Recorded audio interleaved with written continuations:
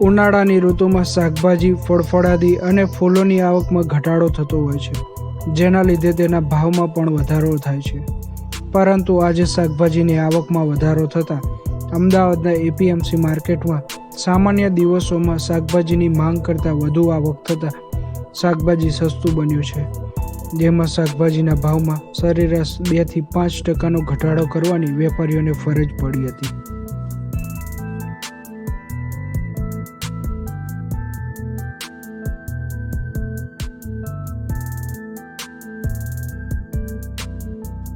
સામાન્ય રીતે કોઈ પ્રસંગમાં અને વધુ પ્રમાણમાં ઉપયોગમાં લેવાતા શાકમાં બટાકા, ડુંગળી, કોથમીર, સૂકું લસણ, આદુ, મરચાં અને ટામેટાના ભાવમાં ઘટાડો થયો છે, જ્યારે લીંબુ, ચોળી અને તુવેરના ભાવ ઘટવાના નામ નથી લેતા.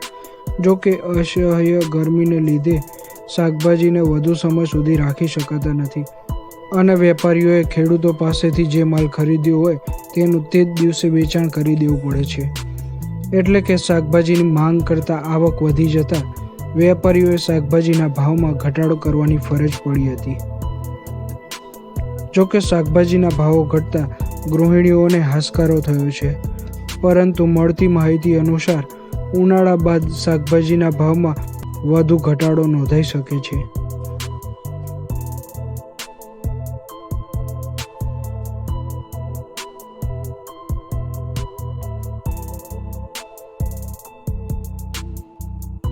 શાકભાજી માર્કેટના વેપારીઓએ જણાવ્યું હતું કે શાકભાજીના ભાવમાં થતી વધઘટ શાકભાજીના જથ્થા અને માંગ આધારિત નક્કી કરવામાં આવે છે.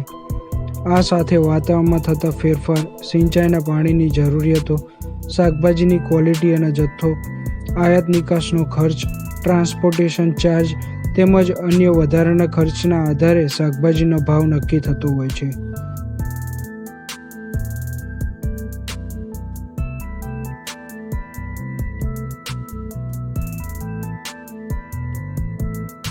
સામાન્ય દિવસોમાં શાકભાજી માર્કેટમાં શાકભાજીની આવક દૈનિક 30 થી 40 ટન સુધીની થતી હોય છે, પરંતુ પ્રસંગોપાત અને વાર તહેવારે શાકભાજીની આવક સામાન્ય દિવસો કરતાં વધી જાય છે, જેમાં 3 દિવસ પહેલાંના શાકભાજીના ભાવની સરખામણીએ આજના શાકભાજીના ભાવમાં કિલો દીઠ ₹5 થી 15નો ઘટાડો નોંધાયો છે.